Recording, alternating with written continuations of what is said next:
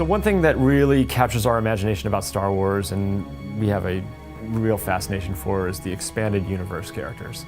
And I think a lot of this has to do with the fact that Star Wars in and of itself is such a broad, 6-movie and now, several animated series kind of incarnation, that there's just a host of secondary characters that kind of flood through the storylines or inhabit the art of the graphic novels that in and of themselves are incredible designs and just really represent the richness that this universe has created. And, obviously we love the Han Solos and the Lukes and the Darth Vaders, but, after a while, you kind of like to play with the more exotic or, the lesser known characters and look to bring them to life in a little bit of that same iconic way that we represent all of the mainstay characters. So one that really captured our imagination was Aurra Sing. This is another great bounty hunter, and the bounty hunter theme that runs through Star Wars is just incredible, with Boba Fett as sort of the reigning guy in the pantheon, but there's all these other great characters as well. And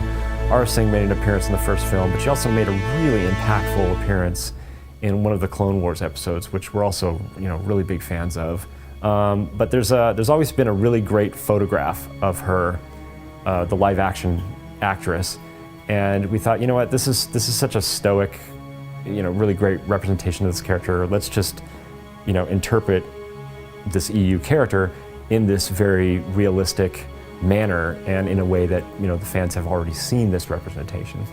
So great character. She's got this great white pallid skin, this bald head with this incredible top knot of braids and orange hair cascading off the top of her head.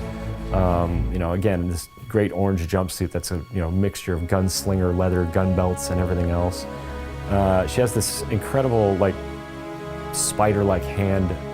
issue that we had to kind of contend with, because in the films it's sort of a big prosthetic device, but we really kind of wanted to work with that aspect and tweak it just a little bit so it had a sense of, well, if you really had long fingers like that, how would they function? And so we made them a little thinner, a little more spidery, which is kind of the way that they interpreted it in the Clone Wars animated version. So it kind of brings up another interesting point, and that is that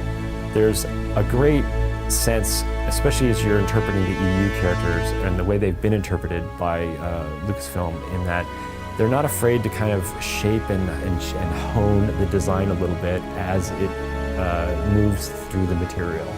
And so we really wanted to kind of catch up the way that it was represented in the live action film with the Clone Wars and create this synthesis of the two to create this really great premium format piece.